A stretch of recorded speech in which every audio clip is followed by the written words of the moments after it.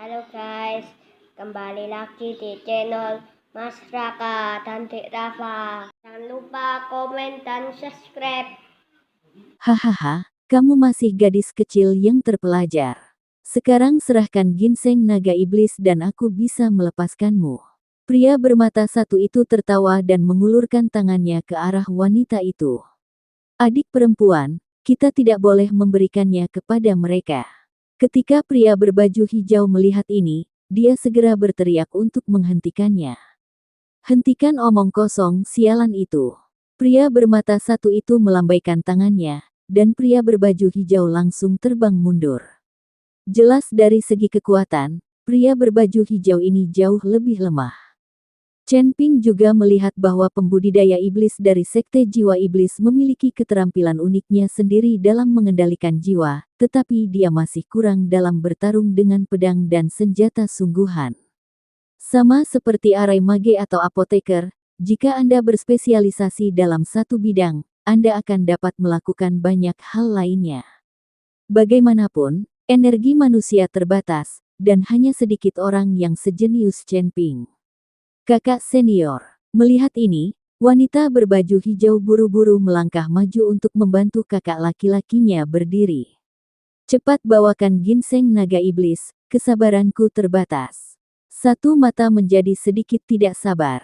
Wanita berbaju hijau itu mengangguk, lalu berdiri dan berjalan perlahan menuju pria bermata satu itu. Adik perempuan, kamu tidak bisa. Pria berbaju hijau itu memuntahkan darah dan mencoba yang terbaik untuk menghentikannya. Tapi wanita berbaju hijau sepertinya tidak mendengarnya. Kamu tidak boleh membunuhku, aku bisa memberimu ginseng naga iblis. Wanita berbaju hijau itu memasang ekspresi ketakutan di wajahnya dan terlihat menyedihkan. Jangan khawatir, selama kamu menuruti perintahmu, aku tidak akan bisa membunuhmu.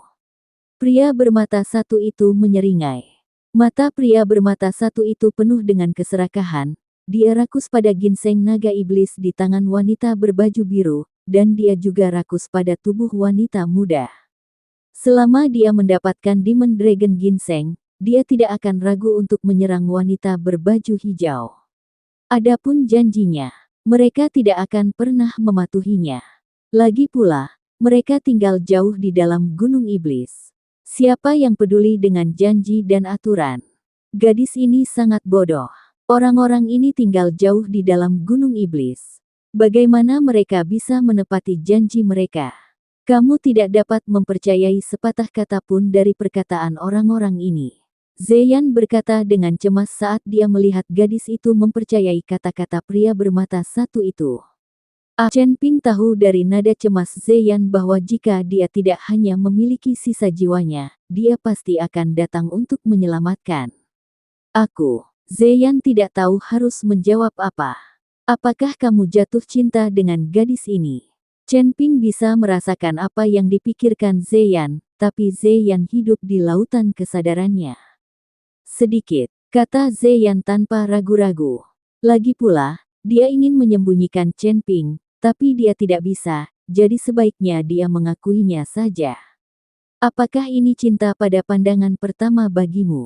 Chen Ping tersenyum. Zeyan berhenti berbicara, tapi Chen Ping bisa merasakan kegelisahan di hatinya.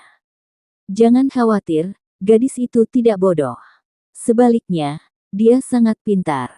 Mungkin orang-orang ini akan menipunya, kata Chen Ping sambil tersenyum. Saat Chen Ping selesai berbicara, batu giok di dada gadis itu bersinar terang. Namun, hal ini tidak menarik perhatian orang bermata satu, mereka menaruh seluruh perhatiannya pada ginseng naga iblis dan tubuh gadis itu. Saat batu giok itu terus berkedip, tubuh gadis itu memancarkan aura aneh, yang jauh lebih kuat daripada pria berbaju hijau tadi.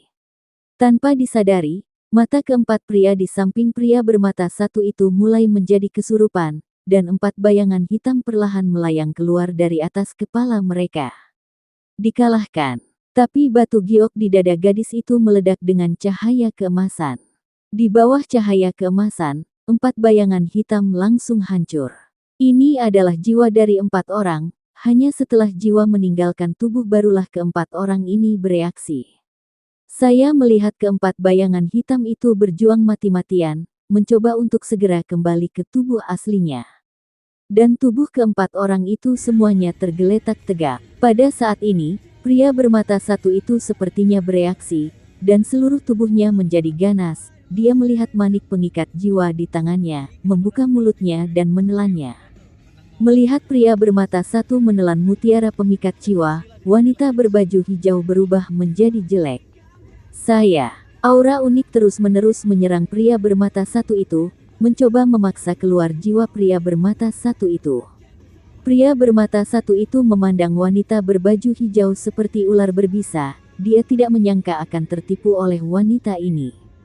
Jika kamu berani berbohong padaku, pergilah ke neraka. Pria bermata satu itu mengayunkan pisau panjang di tangannya. Pisau panjang itu dipenuhi dengan cahaya spiritual hitam, dan kemudian ujung yang tajam mengarah ke wanita berbaju hijau. Dalam sekejap mata, pisau panjang itu menembus kehampaan dan meraung ke arahnya, mengancam akan memotong wanita itu menjadi dua bagian. Wanita berbaju hijau menghadap pedang pria bermata satu itu, matanya penuh ketakutan. Dia ingin bersembunyi, tapi dia tidak bisa bersembunyi sama sekali. Wanita berbaju hijau memejamkan mata dan hanya bisa menerima nasibnya. Adik perempuan, adik perempuan. Ketika pria di Singyi melihat ini, dia berusaha mati-matian untuk melindungi wanita di Singyi, tetapi dia terluka dan tidak bisa bangun sama sekali. Tanda seru, aku hanya bisa menyaksikan adik perempuanku mati secara tragis di bawah pisau. Melihat wanita berbaju hijau akan mati secara tragis, dia melihat bayangan hitam mendekat dalam sekejap. Bayangan hitam itu berdiri di depan wanita berbaju hijau, lalu mengulurkan tangan dan mengambil pisau panjang itu. Pria bermata satu itu tercengang, begitu pula wanita berbaju hijau. Tak satu pun dari mereka menyadari bahwa ada orang tambahan tiba-tiba. Siapa kamu? Jangan urus urusanmu sendiri. Pria bermata satu itu berteriak pada Chen Ping. Chen Ping sekarang terlihat seperti pria parubaya, dan auranya sepertinya hanya dalam kondisi fusi. Tapi tidak masuk akal untuk bisa langsung memblokir pedang agar tidak melintasi alam kesengsaraan. Saat jalanan sulit, hunus pedangmu untuk membantu. Kamu bisa memanggilku Lei Feng. Chen Ping tersenyum ringan. Pria bermata satu itu tiba-tiba menjadi geram dan berteriak keras, aku takut pada ibumu, padahal aku di alam gabungan, aku berani ikut campur. Setelah mengatakan itu, pria bermata satu itu mencabut pedang panjangnya dan mengayunkannya ke arah Chen Ping. Chen Ping berbalik ke satu sisi, menghindari pisaunya, lalu menendang perut pria bermata satu itu. Pria bermata satu itu tiba-tiba membuka mulutnya kesakitan, dan mutiara pengikat jiwa yang baru saja dia telan diludahkan. Ketika wanita berbaju hijau melihat ini, batu giok di dadanya bersinar, dan kemudian aura aneh menyelimuti pria bermata satu itu. Tanda seru, pria bermata satu itu tertegun sejenak, kemudian matanya menjadi terganggu, dan jiwanya perlahan melayang keluar dari tubuhnya. Setelah dipisahkan dari tubuhnya, pria bermata satu itu terkejut, berbalik dan lari. Tubuh fisik telah hilang, dapat diambil alih dan dibentuk kembali. Namun jika jiwa hancur, ia akan benar-benar hancur. Melihat jiwa pria bermata satu itu hendak melarikan diri, mata wanita berpakaian hijau itu berkilat marah. Dia tiba-tiba melambaikan tangannya dan menghunuskan senjata tersembunyi seperti paku baja, lalu menyegel jiwa pria bermata satu itu ke dalam kekosongan. Pria bermata satu itu terkejut dan berjuang mati-matian, tapi dia tidak bisa kabur sama sekali. Chen Ping melihat pemandangan di depannya dengan heran, merasa sangat luar biasa. Bagaimanapun juga, jiwa ini adalah tubuh roh dan tidak memiliki tubuh fisik sama sekali. Senjata tidak bisa menyentuhnya, apalagi mengendalikannya. Namun senjata tersembunyi seperti paku baja yang baru saja dilempar oleh wanita tersebut ternyata memaku jiwa pria bermata satu tersebut. Terlihat jelas bahwa senjata tersembunyi tersebut tertancap pada jiwa pria bermata satu. Tuan Chen, ini adalah paku penangkap jiwa, senjata unik dari Sekte Iblis Jiwa. Jiwa yang terkena paku ini akan seolah-olah tidak bisa bergerak dan tidak bisa bergerak sama sekali. Melihat keraguan Chen Ping, Zeyan segera menjelaskan kepada Chen Ping. Chen Ping hanya bisa menghela nafas. Sekte jiwa iblis ini benar-benar aneh, bahkan senjatanya ditujukan ke jiwa. Wanita berpakaian hijau perlahan berjalan menuju pria bermata satu dan bertanya dengan mata dingin, "Siapa yang memberimu mutiara pemikat jiwa? Siapa pengkhianat sekte iblis jiwa kita?" Setelah mendengar ini, pria bermata satu itu tertawa dan berkata, "Jika kamu ingin mengetahui kabar dariku, lebih baik kamu mati. Ayolah, aku tidak mungkin memberitahumu." Petik 2. Wanita berbaju hijau tidak berkata apa-apa, tapi mengulurkan tangannya untuk menghembuskan nafas, dan kemudian pria bermata satu itu berteriak. Jiwa pria bermata satu perlahan diserap oleh wanita berbaju hijau. Pada akhirnya, dia langsung tersedot ke tubuh wanita berbaju hijau. Para pembudidaya iblis yang mampu bersembunyi di kedalaman Gunung Tianmo semuanya adalah orang-orang yang sangat kejam, jadi meskipun orang-orang ini mati, mustahil untuk memberi tahu mereka. Setelah menyerap jiwa pria bermata satu, wanita berbaju hijau berjalan ke arah Chen Ping. "Terima kasih rekan Tao karena telah membantu saya." Wanita berbaju hijau berkata kepada Chen Ping dengan sangat sopan. "Itu hanya sepotong kue." Chen Ping tersenyum ringan. Tapi mata Chen Ping tertuju pada dada wanita berbaju hijau. Dia bisa merasakan ada jejak vitalitas pada batu giok di dada wanita berbaju hijau. Nafas inilah yang membuat aura khusus di tubuh wanita itu semakin kuat. Wanita berpakaian hijau melihat Chen Ping menatap dadanya, dia tidak bisa menahan untuk sedikit menundukkan kepalanya dan menemukan bahwa kerahnya telah terbuka di beberapa titik. Kulit seputih salju yang tersingkap, terutama jurang yang dalam, memang sangat menarik. Awalnya, wanita di Xingyi berterima kasih kepada Chen Ping, tetapi sekarang dia mengetahui bahwa Chen Ping sangat berani, melihat langsung ke bagian pribadinya di depannya. Matanya tiba-tiba dipenuhi amarah, dan dia mengencangkan kerah bajunya di bagian depan, waktu yang sama. Tanda seru. Melihat wanita berbaju hijau mengencangkan kerahnya dan menutupi batu gioknya, Chen Ping tidak bisa menahan diri untuk tidak menghela nafas, itu hal yang bagus. Mendengar perkataan Chen Ping, wanita di Xingyi pasti tidak memiliki kesan yang baik terhadap Chen Ping, dia secara terbuka menggoda dirinya sendiri. "Dasar mesum, kamu kasar sekali."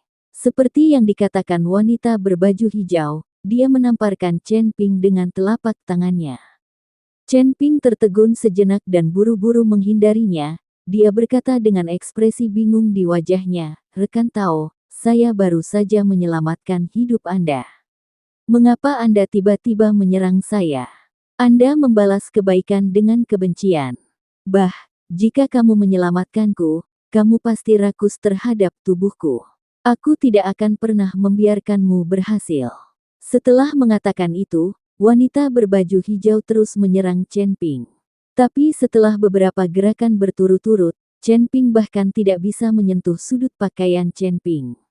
Wanita berbaju hijau hanya bisa menghentakkan kakinya dengan cemas. "Tolong beritahu saya dengan jelas, mengapa saya bernafsu pada tubuh Anda?" "Itu tidak bisa dijelaskan," kata Chen Ping dengan tatapan bingung. "Mengapa kamu berpura-pura menjadi seorang pria sejati? Apa yang baru saja kamu lihat dariku?" Wanita berbaju hijau mengencangkan kerahnya lagi.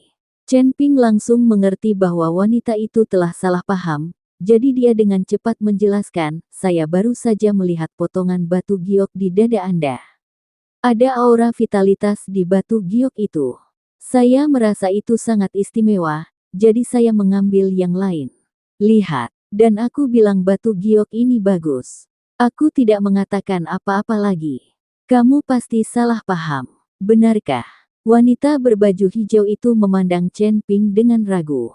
"Tentu saja benar. Jika aku rakus terhadap tubuhmu, mengapa aku harus menyelamatkanmu? Aku bisa mengikuti pria bermata satu itu dan bekerja sama." Chen Ping berkata dengan marah.